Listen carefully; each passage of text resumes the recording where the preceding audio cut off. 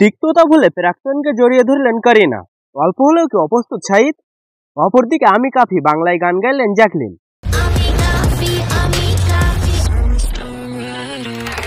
নারী দিবসে বিরাট চমক সুন্দরীর, জানাবো সবটা। পয়েন্টে আসা যাক। একসময় একে অপরের প্রেমে ডুবেছিলেন। সে সময় কাপুর নন্দিনীর সঙ্গে শাহিদের প্রেম ছিল চর্চার অন্যতম বিষয়। বিয়েও ঠিক ছিল, শাহিদকে এক প্রকার জামাই হিসেবে মেনেই নিয়েছিলেন। তবে হঠাৎই ভেঙে যায় সেই সম্পর্ক। তবে সেসব এখন অতীত, বহু পুরনো কথা। বর্তমানে শাহিদ ও কারিনা দুজনেই নিজ নিজ ব্যক্তিগত জীবনে সুখী দম্পতি। তবে প্রেম ভাঙার পর একসঙ্গে কখনো কথা বলতে দেখা যায়নি শাহিদ কারিনাকে। বিচ্ছেদের পরে উড়তা পাঞ্জাব ছবিতে একসঙ্গে কাজ করলেও একে অপরের সঙ্গে কোনো দৃশ্য ছিল না। একে অপরের সঙ্গে ছবির প্রচারও করেননি, শুধু ট্রেলার লঞ্চে এক প্রকার বাধ্য হয়ে একসঙ্গে এসেছিলেন। তবে সেসব এখন অতীত।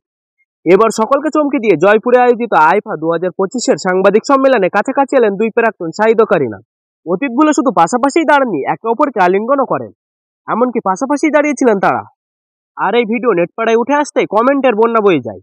কারোর কথায় যত যাই হোক, শাহিদ একটু হলেও অস্বস্তিতে বলেই মনে হচ্ছে। 2024-এর ফেব্রুয়ারি মাসে দাদা সাহেব ফালকে অ্যাওয়ার্ড অনুষ্ঠানও শাহিদকে এড়িয়ে যেতে দেখা গিয়েছিল কারিনাকে। তবে এবার সম্পূর্ণ আলাদাভাবেই দেখা গেল এই জুটিকে।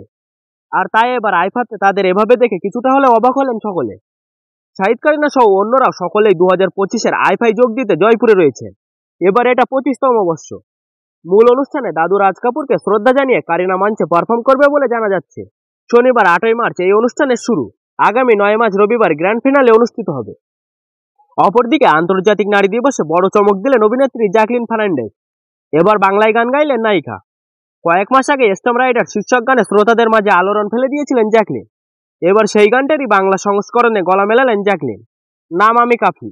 এসভিএফ মিউজিকের সঙ্গে গাঁটছড়া বেঁধে জ্যাকলিনের গাওয়া স্টম রাইডার গানটির বাংলা সংস্করণ তৈরি করেছেন অমৃতা সিং এবং সিজি। তাদের সঙ্গে মিউজিক ভিডিওতে গলা মিলিয়েছেন জ্যাকলিন। জ্যাকলিনের পাশাপাশি দেখা গিয়েছে আরও একাধিক সোশ্যাল মিডিয়া প্রভাবশালীদের। কয়েক বছর আগে বাদশার সঙ্গে গেন্দা ফুল গানে বাঙালি রূপে দেখা গিয়েছিলেন জ্যাকলিনকে। এবার খোদ বাংলা ভাষায় গান গাইলেন শ্রীলঙ্কার সুন্দরী।